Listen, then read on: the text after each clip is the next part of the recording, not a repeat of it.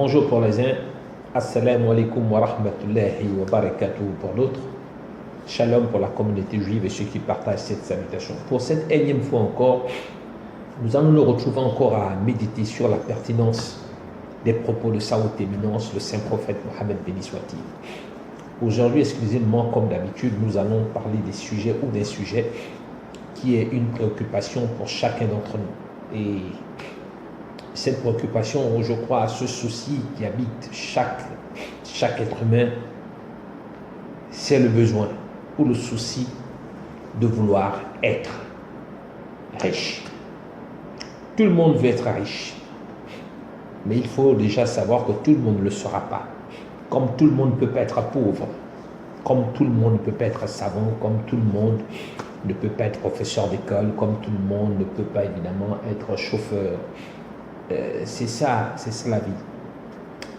Alors, il faut déjà retenir ceci, que sa haute éminence, le saint prophète Mohammed béni soit-il, nous dit.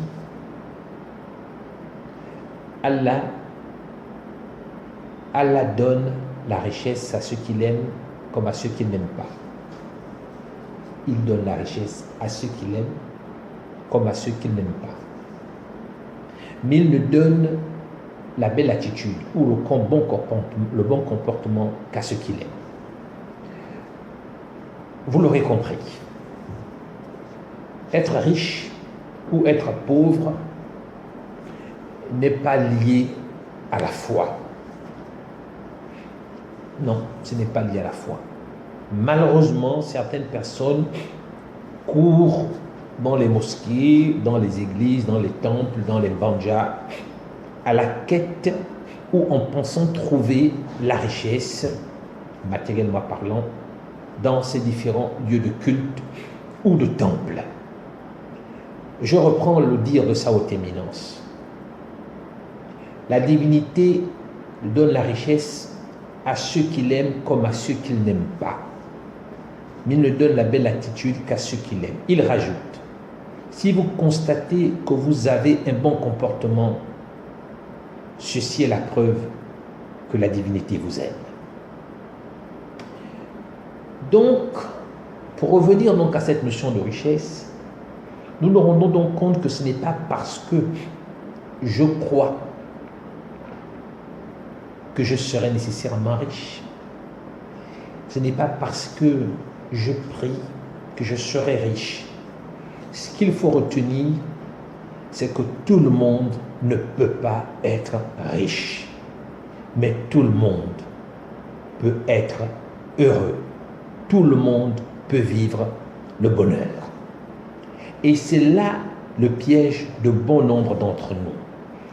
Penser que vivre le bonheur, c'est nécessairement être riche, et donc ça devient un souci inlassable pour beaucoup d'entre nous, et ils passent la plus forte partie de leur vie à la quête d'une richesse qu'ils n'auront pas, parce qu'il n'a pas été décrété qu'ils seront riches.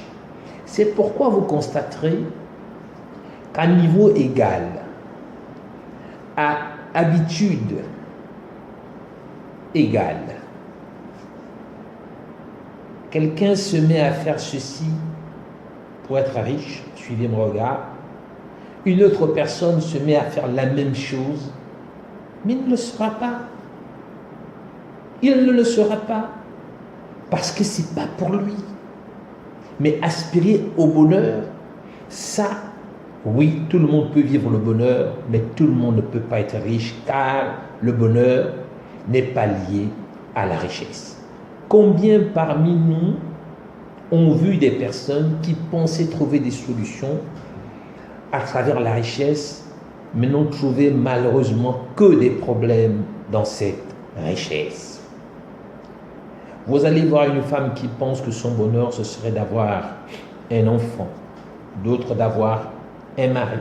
Quelqu'un d'autre penserait que s'il avait au moins une maison, ce serait là son bonheur. L'erreur que nous commettons, c'est que nous voyons des personnes qui ont plusieurs maisons, mais qui ne sont pas heureux. Nous voyons des femmes qui sont mariées, mais qui ne le sont pas. Nous voyons des femmes qui ont des enfants, mais qui ne sont pas heureuses non plus. Alors, qu'est-ce que cela voudrait dire? Cela voudrait dire que lorsque nous formulons nos demandes, nous ne devons pas penser que la richesse ou le bonheur, généralement le bonheur, est dans ce que nous croyons. Mais nous devons plutôt laisser la divinité choisir pour nous notre bonheur. Et nous devons formuler plutôt la demande suivante: Seigneur, rends-moi heureux ou rends-moi heureuse. Car lui, il sait, et de science certaine, ce qui nous rendrait heureux. Et nous savons tous que là, le saint prophète Mohammed béni soit-il nous a donné des indices, des indicateurs. Le premier, celui qui améliore son intérieur, la divinité améliore son extérieur. Celui qui améliore ses rapports avec la divinité améliore ses rapports avec les êtres humains. Donc nous avons un indicateur fondamental, ce que les gens appellent généralement réconcilie-toi avec toi-même pour pouvoir être heureux. Il est venu voir Saout Éminence, un bédouin. Il lui a posé la question que je voudrais être l'homme le plus riche du monde. Saout Éminence lui a dit: contente-toi de ce que tu as et tu seras l'homme le plus riche du monde. Contente-toi de ce que tu as. Je voudrais être le meilleur des hommes. Saout Éminence lui dit: sers les hommes et tu seras le meilleur parmi eux.